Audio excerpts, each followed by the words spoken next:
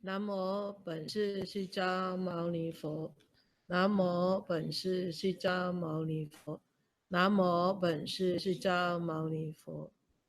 The Dharma, infinitely profound and subtle, is rarely encountered, even in a million kalpas.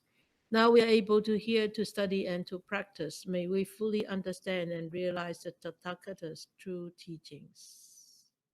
Okay. The Prajnaparamita Tritaya Sutra. Avalokitesvara Bodhisattva, when practicing deeply the Prajnaparamita, perceives that all five khandhas are empty and is saved from all suffering and distress. O Sariputra, form does not differ from emptiness. Emptiness does not differ from form. That which is form is emptiness. That which is emptiness, form. The same is true of feelings, perceptions, impulses, consciousness. O Shariputra, all dharmas are marked with emptiness. They do not appear nor disappear, are not tainted nor pure, do not increase or decrease. There is emptiness, no form, no feelings, no perceptions, no impulses, no consciousness, no eyes, no ears, no nose, no tongue, no body, no mind, no color, no sound, no smell, no taste, no touch, no object of mind, no realm of eyes, and no forth until no realm of mind consciousness, no ignorance and also no extinction of it, and so forth until no old age and death, and also no extinction of them, no suffering, no origination, no stopping, no path, no cognition, also no attainment. With nothing to attain, the Bodhisattva depends on Pranayama, and the mind is no hindrance. Without any hindrance, no fears exist. Far apart from every perverted view, the Bodhisattva dwells in nirvana. In the three worlds, all Buddhas depend on Prajnaparamita and attain unsurpassed, complete, perfect enlightenment. Therefore, know the Prajnaparamita is the great transcendent mantra, is the great bright mantra, is the utmost mantra, is the supreme mantra, which is able to relieve all suffering and is true, not false. So proclaim the Prajnaparamita mantra. Proclaim the mantra that says, Gade Gade, Para Gade, Parasam Gade, Bodhe Swaha. So we finished the path,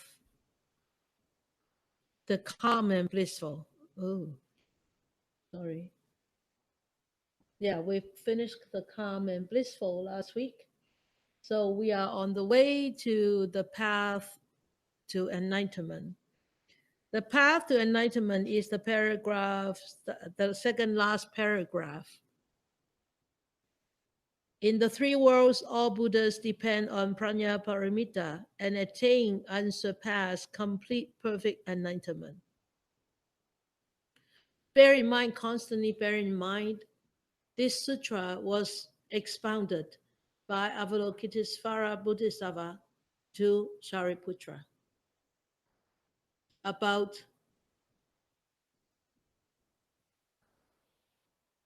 what?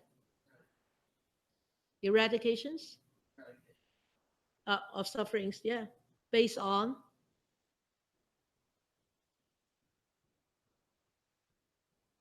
yes, that's one part.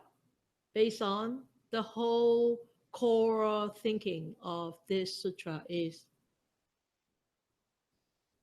emptiness, sunnata, remember. So the whole thing, the whole essence of this sutra is emptiness, sunnata, and even the Four Noble Truths. It's emptiness. Okay, emptiness in the Four Noble Truths. So, and also bear in mind the definition of emptiness. It's not really empty. It is conditioned, impermanent, indivisible. Very good. You see, you remember. Yeah. So constantly remember these concepts, constantly remember this essence, and constantly remind yourself of this essence when you encounter difficulties in life. It's going to help you. This is the buoy, okay? The buoy that you can actually grab hold of, and so that you won't be drowned. Otherwise, okay, could you please close the blind? Thank you. Otherwise, we'll be easily drowned by all these what emotions, desires, perceptions, cravings, animosity, everything, everything, concepts, thoughts, ideas. Yeah. Okay. So, so remember this. Okay. So this in the three worlds, all Buddhas depend on Prajnaparamita and attain unsurpassed, complete, perfect enlightenment. So this is the path to enlightenment.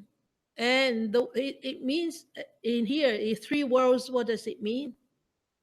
The world of the past, present, and the future. Yeah, good.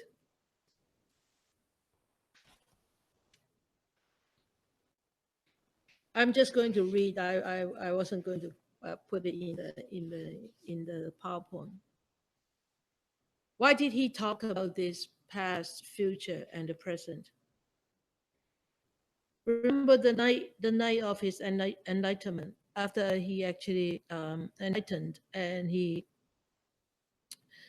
said, monks, it occurred to me. Let's see. No, not here. Oh, right here. This here. When he attained his enlightenment, he actually attained six different kinds of supernatural power. Okay, so a lot of you have this book. Okay, in the Buddha's word, and it is actually, I think it's chapter 1 or chapter 2, the bringer of light. So on page 66, if you want to look at it. Why does he talk about the three worlds? He said at the night of his enlightenment, he said, I directed it to the knowledge. It, that means the mind, to the knowledge of the passing away and the rebirth of beings. And before that, actually, he said, I directed it to the knowledge of the recollection of past lives, my past lives, his past life, the Buddha past life. I recollected my manifold past lives. That is one birth, two births, three births, and so on and so forth. Many eons of world contraction, many eons of world expansion. That means eons of life. And there I was so named of such a clan, and then with such an appearance, such was my nutriment, such my experience and pleasure, and so on and so forth. So I was born then elsewhere, and there too I was so named. So that is the past world, the past lives. He did not just see his own past, and he also saw the past, the rebirth and death of beings. He said, I directed it to knowledge of the passing away and rebirth of beings. With a divine eye, which is purified and surpasses the human, I saw beings passing away and being reborn, inferior and superior, beautiful and ugly, fortunate and unfortunate. And I understood how beings fare on according to their actions thus. Okay? So we know without this Prajnaparamita, we will be constantly running in the cycles of samsara. Because why? All these defilements, all these attachments, all these judgments, the seeds of these are constantly being stored away in the eighth consciousness. And he also said,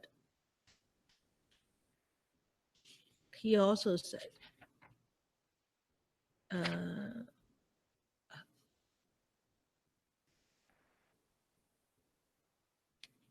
see.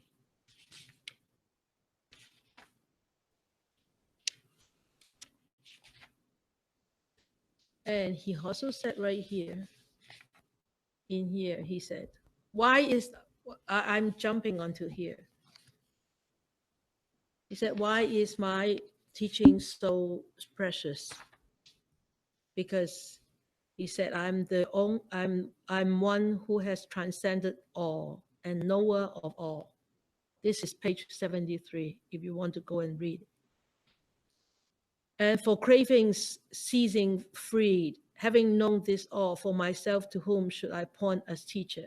That means, who am I going to look up to as a teacher? Since actually I am the one who actually saw this truth.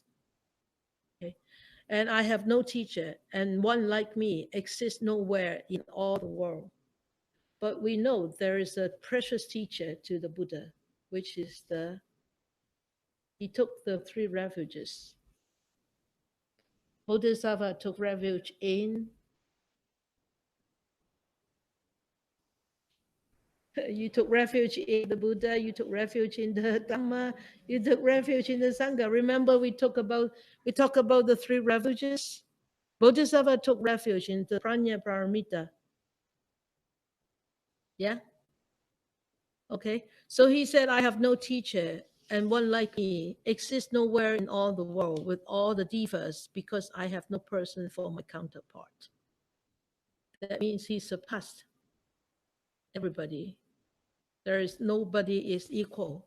So when we continue to look at this passage, we'll understand what he meant by this.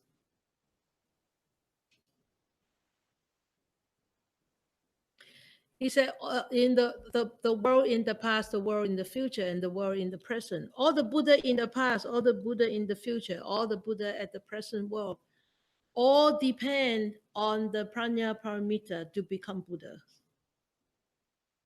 Right? To attain the enlightenment. And without that Prajnaparamita, they can't.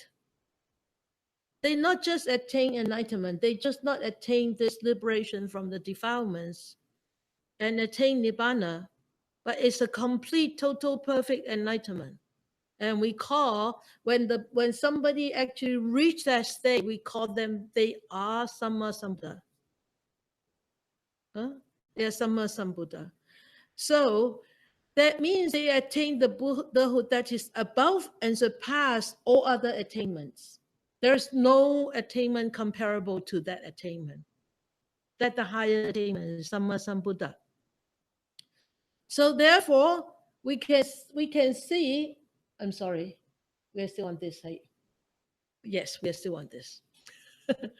So therefore, we can see the path to enlightenment is actually the enlightenment of perfected Prajnaparamita. Okay, so in the older Buddhist teachings, it says Bodhisattva take refuge in the Prajnaparamita because it is from this nourishment, they call from the womb of Prajnaparamita, that a Buddha was born. Therefore, the Prajnaparamita is called the mother of the Buddha. Okay. So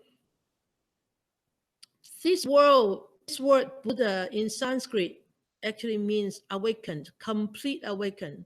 And not this awakening is not just being awakened by of himself to himself, is to awaken oneself and also help others to awaken or awaken the others. Okay, so that's the true meaning of the word Buddha in Sanskrit. So Fa Zhang Fa Si, a very old monk, he said, the Buddhas of the past, the Buddhas of the present, and the Buddhas of the future take no other road except this road. This is the gateway. And another old monk, Chen Kong, said, he said, the Buddha and the ordinary people are not different. They are no different. But it's just that Buddhas are simply people who are free of birth and death, love and hate, while as we ordinary people are not free of birth and death, are not free of love and hate. That's the difference. Okay. So he said in here, it says, and attain unsurpassed, complete, perfect enlightenment. This enlightenment is the fruit of the seed cultivated by Avalokitesvara. In the beginning of the sutra, it says, Avalokitesvara Buddhasava, when practicing deeply the Prajnaparamita, you see, deeply the Prajnaparamita. So this is the enlightenment which Avalokitesvara attained because of this cultivation of prajna, or cultivation of the quality of prajna. Okay, and in the so he's once he start from that paragraph, he said the five khandhas, they are, and all other dhammas, including the Four Noble Truths, okay, including the 12 links of dependent origination, everything, including them, they are all empty of a so-called self existence, right? So if the seed is empty, that means the fruit is also empty, right? Or you can call, if the nature of the seed is empty, so the nature of the fruit is also empty. All the characteristics of the seed, all the characteristics of the fruit is empty, right? Okay. So it says, as it surpasses the understanding of those limited by concepts, unsurpassed, that's why it's called unexcelled. Okay. So we are not bound by the concepts anymore. Why can we transcend? Because we are bound by all the concepts, right? If we walk across a river on a very skinny bridge, we're bound by the concept that if I'm not careful, if one step wrong, I'll be falling into the river. It's so nice to be able to fall into the river, isn't it? But that concept actually makes you hesitate. Each step you're very hesitant, and each step you're so fearful that you will fall into the river because of the concept. Or in a dark room, and you walk and you walk and you walk, and then you all of a sudden you step on a piece of thing, and it's sort of like bouncing and produce a sound like this, and you thought there's a snake there because of this concept. But can you say that at that time, oh, Prajnaparamita it's not a snake? Oh, yes. And you turn on the light, yes, then you know that it's not a snake. Then you say, darn, so stupid, right? So, but It's so difficult, really, not to be bound by concepts. That's why we are still mundane people. So, right? So that's why the Buddha is the Buddha. Okay.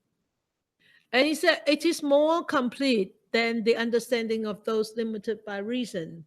That's why it's called perfect. Right? Because it says perfect, unsurpassed, complete, perfect enlightenment, right? This is more complete than the understanding of those limited by reason. We always like to reason. We always like to reason. And sometimes we reason so much that the reasoning become actually a big hindrance. That's a big problem with I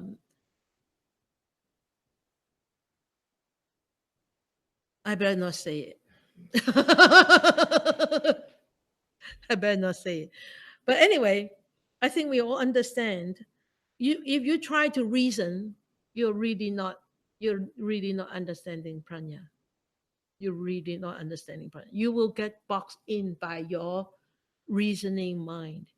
And do you know how far you can go? How far you can go?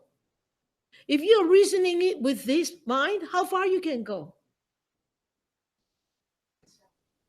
You can't go very far, right? And also, it's very likely that you get so tied up by whatever you experienced in the past, and you try to reason out your present experience. Oh my goodness, you're stuck.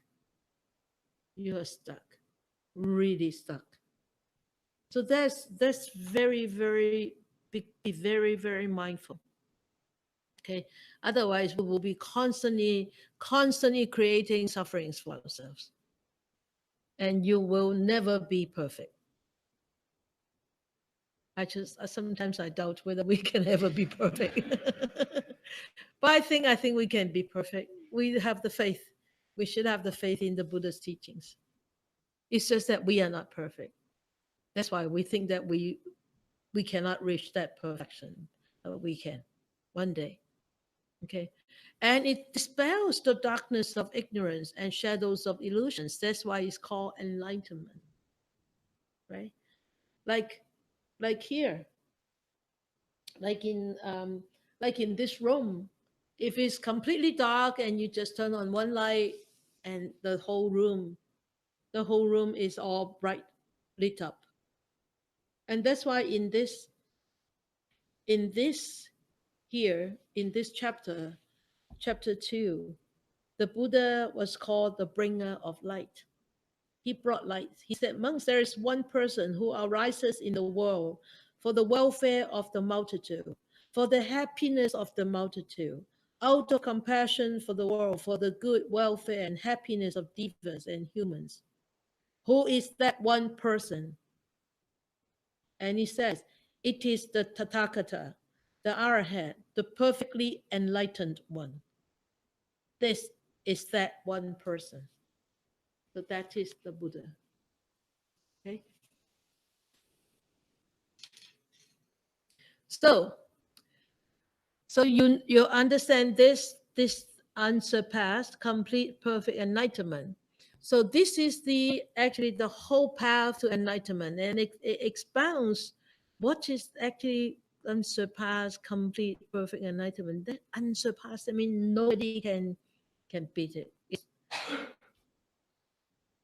Oh, one more reading from the book. I think this book is such a great book.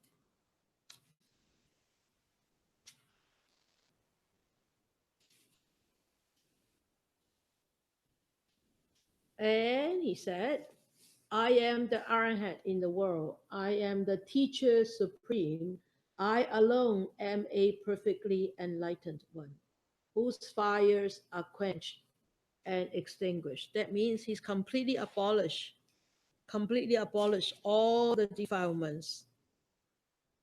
And he said, the victors are those like me who have won the destructions of taints. I have vanquished all evil states. Therefore, Upaka, I am a victor. So if you want to become a victor, that means you have to destroy all the things and achieve that state of perfect Prajnaparamita. Got it? Go back and read this book again. This is just so wonderful, this book. Okay, so teaching said, he said, not only do Bodhisattvas rely on this prajna for their practice, there is no Buddha in the past, the present, or the future who does not rely on this prajna in order to realize unexcelled, perfect enlightenment. So we know by developing the Prajnaparamita is we penetrating into the truth of sunyata, right? We understand what is emptiness and deal with all dharmas or all vicissitudes of lives or our life in any way from that perspective. Whether in the past, present, or future, the past and the future is actually infinite, right? It's only the present that actually depends on how long we live. So the past and the future is infinite. That means whatever is in the past, we cannot change anymore. But whatever in the future, there is a hope for us to be enlightened. A sure hope for us to be enlightened. But everything has to start from here. Start from this present life. So we are very lucky. We are very fortunate. Not just encounter the teachings, the basic teachings of the Buddha, but the real deep teachings of Sunnata. That's even more fortunate. Okay, so because why? Because it's said the Sunnata is the womb where all the Buddhas grow, come out, and because it is the mother of all Buddhas. So we have a real mother, which is the Prajna Paramita. So we are lucky. Even though our parents are all gone, don't worry. We have this forever mother here, which is the mother to lead us, to help us to liberate, to be liberated from the cycles of death and birth, rebirth. Yeah. So that's the fortunate part. Okay. So now we're going on to the last paragraph. Wow. You wish it hasn't, eh? So the last one is therefore know the Prajnaparamita, and this is called an auspicious path. Therefore know the Prajnaparamita is the great transcendent mantra. It's the great bright mantra. It's the utmost mantra. It's the supreme mantra, which is able to relieve all suffering and is true, not false. So proclaim the Prajnaparamita mantra.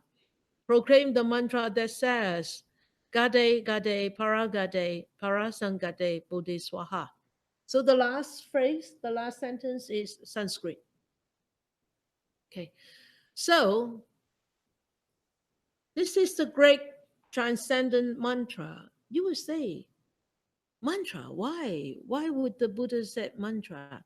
In ancient India, it is generally believed that the recitation of mantra will produce tremendous power, and support, and to chase away all spirits, and to cure illnesses, and to clean places, and to dissipate the disasters. Your Sigong, my Sigong, your Grand Sigong, Master Xuanxang, during the Qing dynasty, there was a famine for so long, and then there was is it called a plague? Like, huh? Plague, okay, a plague. So they said we need to, in order to dissipate the plague, it has to be very cold in August. So he saw so many people have died, and still a lot of people were sick. So he called upon all the monks, a lot of monks, to come over to to do a chanting.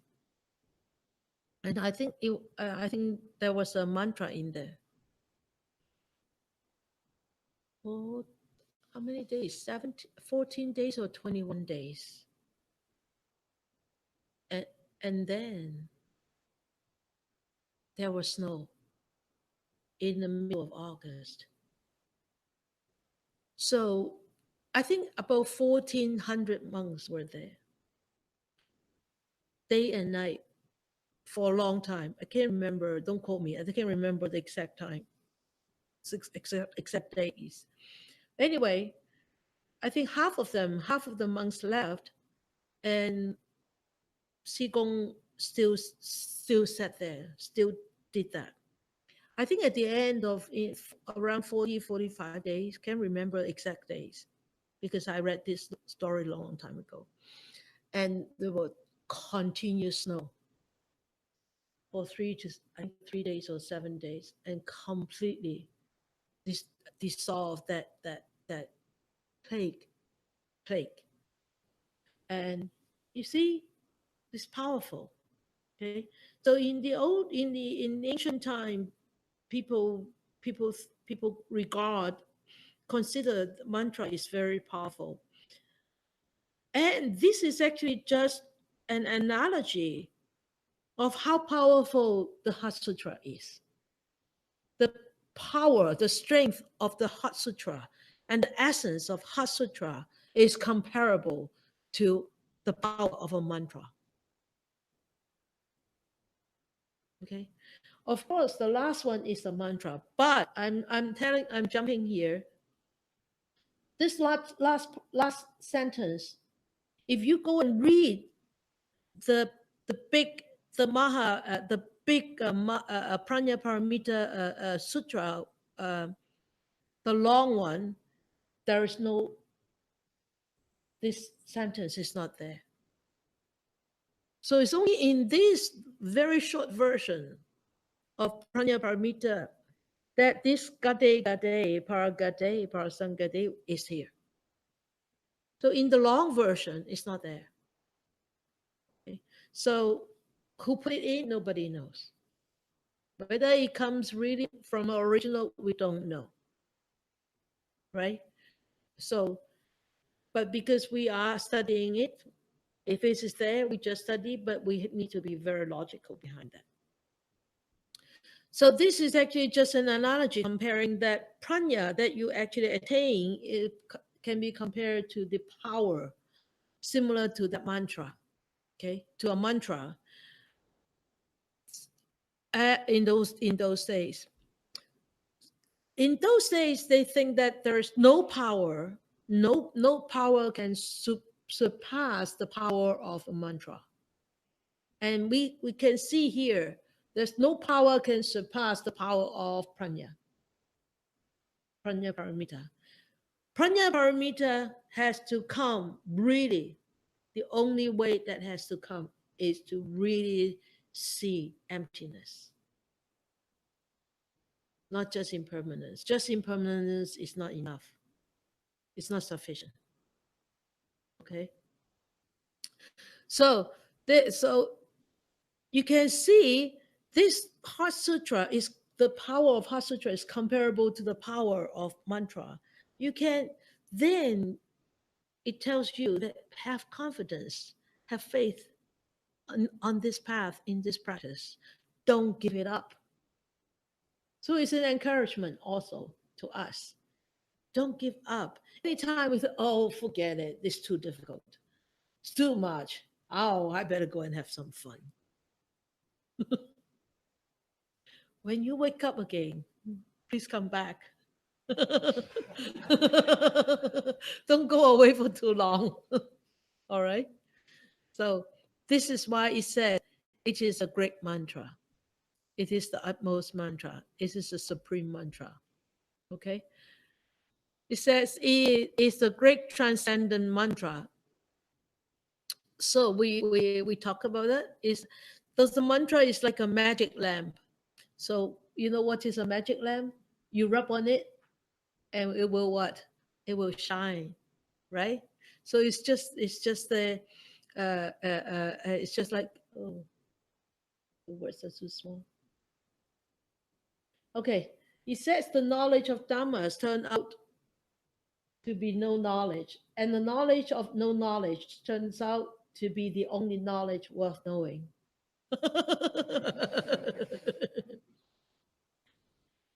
Well, most of you have said courses before. When you are observing a blank piece of area, there is no sensation, but you're observing. That is awareness. That means you don't crave, you don't judge, you don't expect, you don't interfere. You see? That's the way it is. The way it is. So the knowledge of Dhammas turn out to be no knowledge. That means it's empty. It's you understand it, and the knowledge of no knowledge turns out to be the only knowledge worth knowing, because you are continuing to be mindful, knowing it arises, it passes, it's conditioned, it's indivisible, indivisible. Okay, so this when you rub on the lamp and it this that there is this light shining. The light shining is the Prajnaparamita. It's not Avalokitesvara.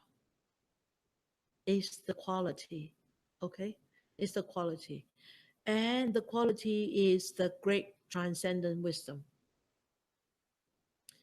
And the quality is the mother of all Buddhists. That means Prajnaparamita. So we constantly go back to Prajnaparamita. Okay? That is the great thing. So the great compassionate mantra is beyond words and expressions. Okay. So it said it's a great bright mantra. The word mantra can also mean a protector of thought. Okay. And the Heart Sutra, if you consider it as a mantra, is not secretive like a lot of mantras. Mantra in the Buddhist practice, especially very popular among the Tibetan practice, is secretive. They pass down from a teacher to a student. You cannot just pick up one mantra and do it yourself in their practice. They have to be passed down to you from a teacher. And what do they call that? Empowerment, right? Yeah, empowerment. Yeah, like they empower you and they pass down that mantra to you, a practice to you. But the Heart Sutra is not secretive. It's not secretive. Okay, it is open to everybody. Even though you are not practicing the Buddhist teachings, everybody knows the Heart Sutra. Everybody knows, and it is easily accessible to everybody, and also easily accessible to people who want to practice, right? And even in English, I wonder if there is any French version of the Heart Sutra. We really need to find out any other language of the Heart Sutra. I think so, eh?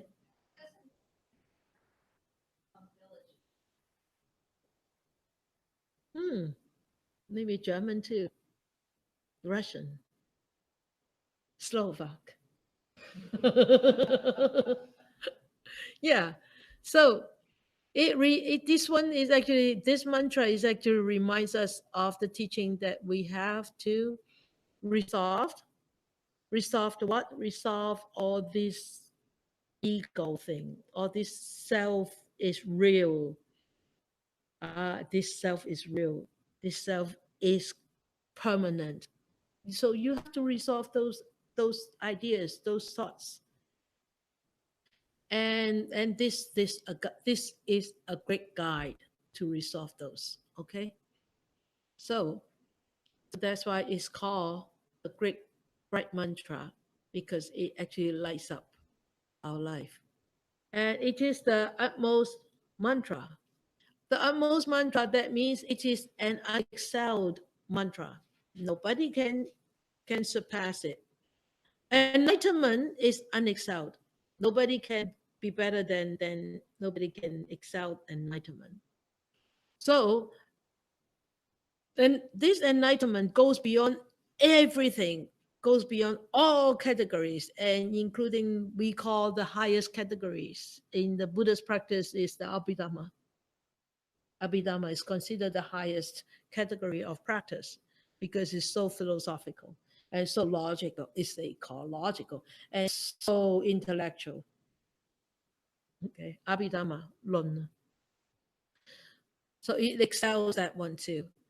This mantra, because it is identical to enlightenment, therefore it is also called the unexcelled, utmost, unsurpassed mantra. There is nothing beyond it. There is nothing equal to it. There is nothing like it. Okay. So beyond this one, there is no more enlightenment because this is the utmost enlightenment. In one of the very renowned translator, Kumarajiva, you know Kumarajiva, Kaumolosap. Kumarajiva translated one of the translation. Kumarajiva translated. The ruling king at that time is called Indra. Okay, Indra asked the Buddha. He said, "Bhagava, where is it? Sorry." He said here, Bhagavan, that means Buddha. The Prajnaparamita is a mantra of great magic, an unexcelled mantra, a mantra equal to the unequaled. And why is this?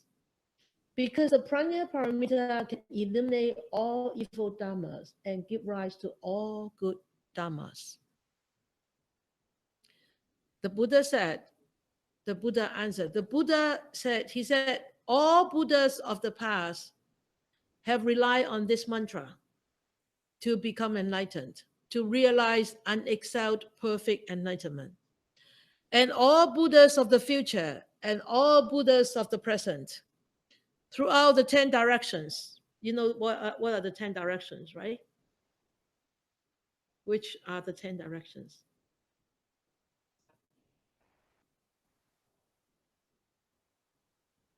This one, and this one. Okay. Yes, northeast, southeast, northwest, southwest. 10 directions, okay? Also rely on this mantra to realize unexcelled enlightenment. Therefore, it is because of this mantra that the world has a path. The world, that means we have a path to practice, to come out of sufferings, to be liberated, to attain enlightenment. Do you understand this paragraph? Okay, because you guys look like you try to pierce through the TV. Not you guys, I mean you folks. Look like that you peer through the TV and wanted to actually swallow all those words. Okay. So he said, and then at the end he said, it's the supreme mantra. The mantra equal to the unequaled. You said this is really mind-boggling. This is confusing. The mantra equal to the unequal, what does it mean? Because Prajnaparamita leads to perfect enlightenment.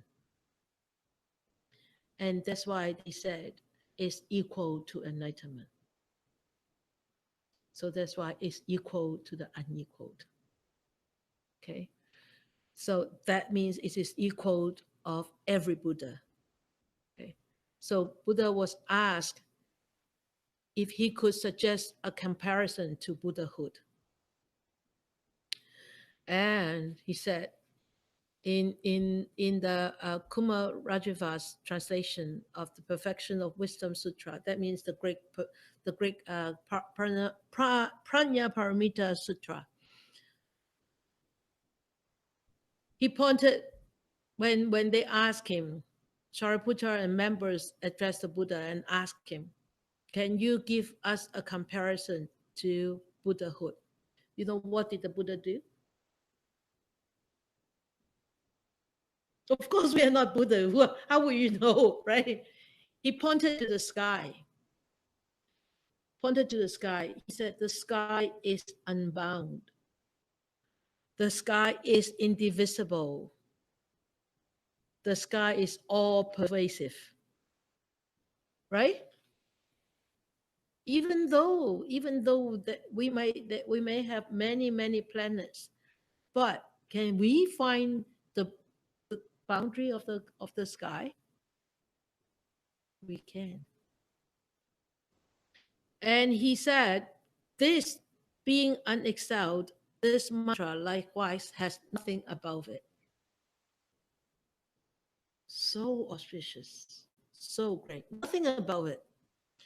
And being unequal, this mantra, there's nothing below it. Everything is below it. Being equal to the unequal is no different from Buddhahood of every Buddha. Understand? Okay. And Buddhists are different, but Buddhahood is not different. They attain the same Buddhahood, but we have different Buddhas. Right? Okay? So,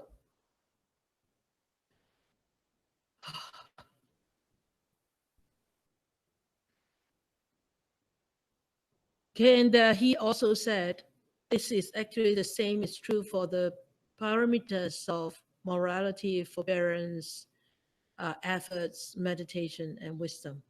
And that's what in the translation of the Perfect Wisdom Sutra, it says the same.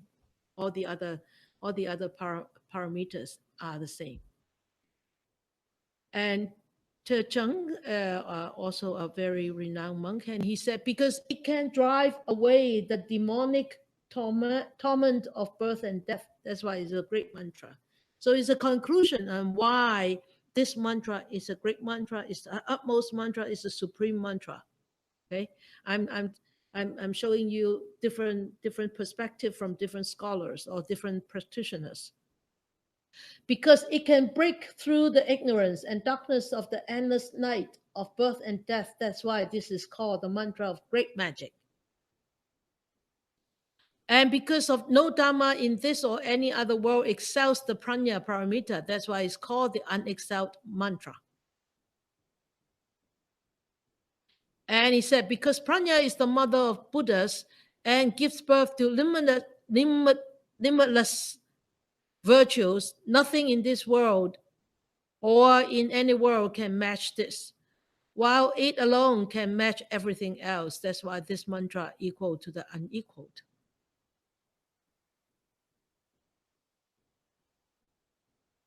Okay, so another monk said, Prajnaparamita is a great mantra because the mind is basically pure and clear, and it dwells forever in the perfect illumination of what is real. That's why it's a great mantra. When you start to understand it more and more, if you start to dwell in it more and more, your mind becomes more clear, purer, and it's become a perfect illumination of what is real. You can see the reality the way it is. And it responds to what is present without being exhausted. That means you can finish a cake You can finish the aquifer, you can exhaust the aquifer, but you cannot exhaust the Prajnaparamita. Yeah? And nothing surpasses it. We have looked at that already. So that's why it's called an unexcelled mantra. Okay, this is a very famous monk. We kept talking about him. We kept bringing him up because he is actually a very, very achieved monk, both intellectual and practical. He actually has a very high attainment. Fa Zhang Fa Shi said, it eliminates obstruction and it's not false. That's why it's called great. It is the light of wisdom and not ignorance. That's why it's magic. And it is surpassed by nothing else. That's why it's unexcelled. And it has no peer. That's why it's equal to the unequaled. And you would say it has no peer equal to the unequal. Why don't we just call it unequal?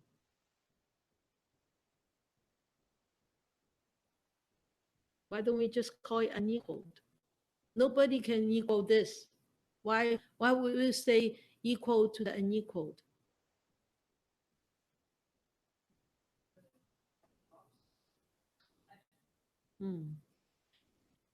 No, no, because it's that, remember? I understand what he's saying. Okay. He's saying on its own as a concept.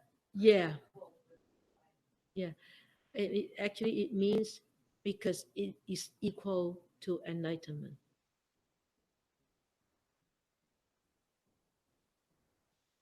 You see? So that's a different perspective. Okay? So that's why this is called an auspicious path. Do we have time? Okay, utmost mantra. See, we can finish the next one. Which is able to relieve all suffering and is true and not false. So Avalokitesvara actually reveals to us the function of this mantra, as well as the qualifications to fulfill such functions. This function, what's the function of this mantra? We talked about it in the beginning of this whole thing. Don't misunderstood, this is a mantra. This is a sutra. But because we're talking about the mantra now at the last paragraph, that's why I call it mantra. So what's the function of this sutra? To become enlightened, to free us from all sufferings, to liberate ourselves from all entanglements, and attain the ultimate freedom and happiness and peace, right? So that's the whole purpose. So what's the best way to qualify this mantra? Or what's the qualification of such a sutra to be called such a great sutra?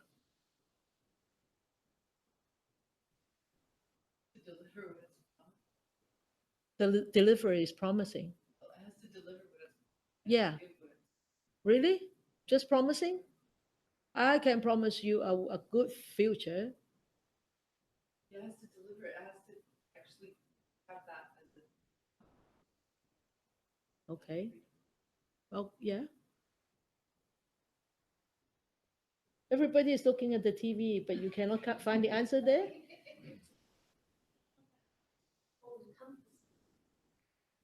The answer is there.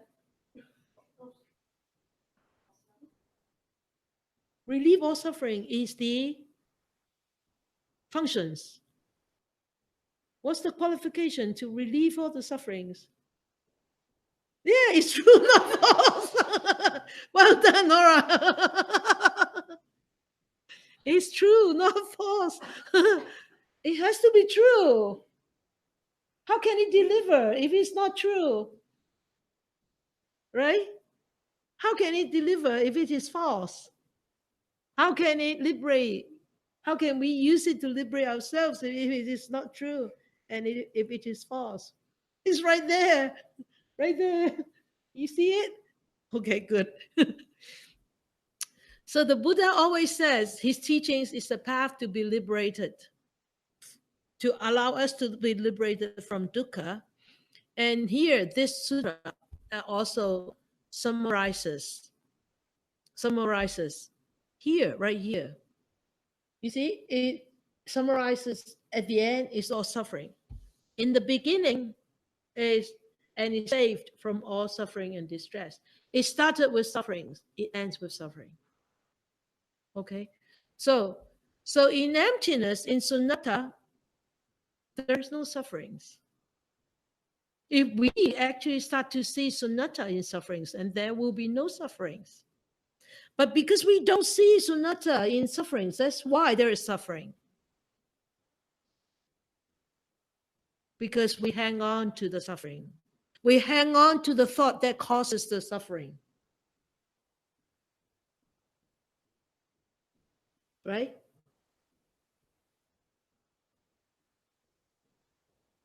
If somebody do something or say something or punch you in the face, you will say, wow, he punched me, he said something, he did something bad, he said something bad to me. And you allow this thing to stay there all the time. And you don't see the sunnata, there's some emptiness. The conditions arising. It has arisen, it has arisen, it has arisen, it has passed. But so many people, what? Embodied it, swallowed it, embraced it, possess it.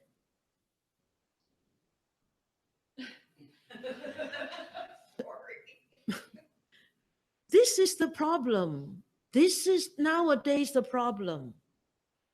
Why is there so much anxiety problems? Why? Why is there so much anger? Why is there so much emotional problem? Why? Because people hang on to the sufferings and don't see the nature of sufferings. And from that suffering, the suffering keeps multiplying. That's why if you really have some dukkha, some sufferings from the past, or some really unpleasant experience from the past, don't keep talking about it. Let it be. See, it has arisen, it has already passed. If you keep talking about it, every time you talk about it, you strengthen it one more time. You add fuel and it goes back into the mind. It comes up again, you talk about it, it adds fuel, it goes back into the mind. Yes, Bob? I don't know if I'm trying to reason. I know it was talked about last week. The fourth noble truth, the cessation, and it's still, I mean, and it says about giving up the path. Once you attain the path. No, but once you then you give it up. Yeah. Light, right? Yeah. So this sutra. How does I'm not too sure how they're how they link together. Yeah, because even that line says, which is able to relieve all suffering. That's what the path is supposed to be. Yeah, which is able to relieve all suffering, because when you start to see sunnata, there is no more path for you to see. You don't need a path anymore. Yeah, so that's what I'm saying. Yeah. That's what I'm saying too.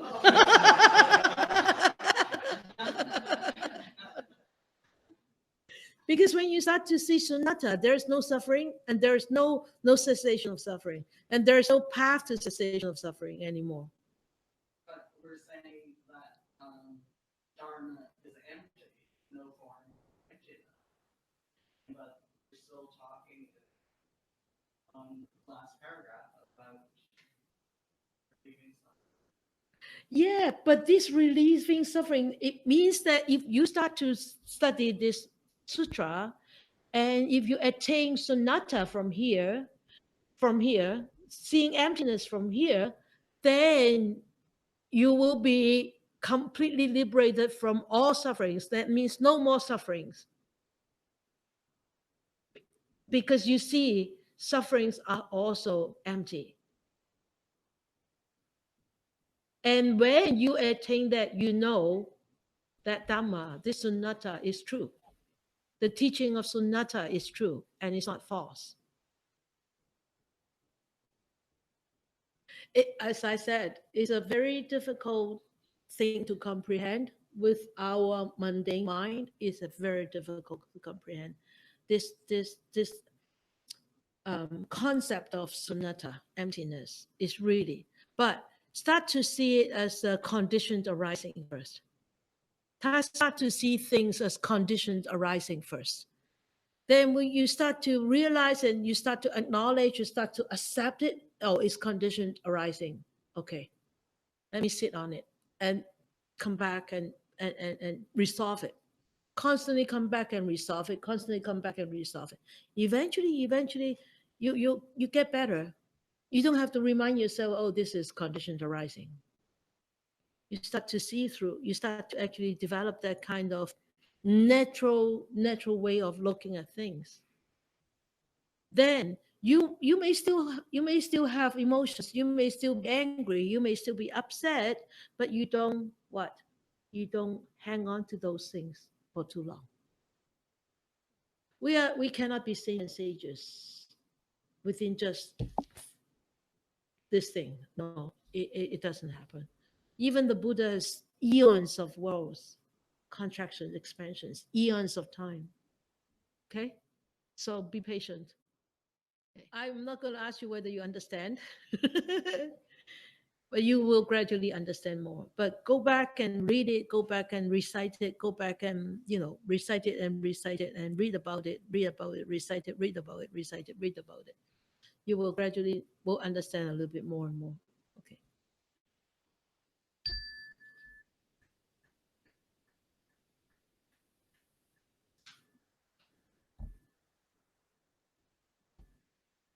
But let's bring our attention back to this body, to this mind, constantly experiencing the flux of changes within this physical existence. We allow a good thought to arise on our mind. For all the benefits that I gather tonight, may I share with all beings, human, non-human, visible, invisible, big or small, far or near. May they be free of enmity. May they be free of miseries. May they start to live in a world with brightness, warmth, and experience compassion and love, and be happy and be peaceful. May more and more people will encounter the words of the Buddha, study them, practice them, and liberate themselves from their own entanglements, own sufferings, dukkha, and be ultimately free and happy.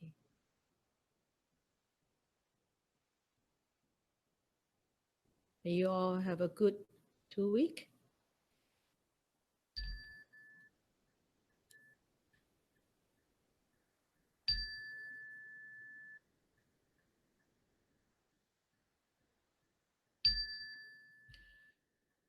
Okay, good night.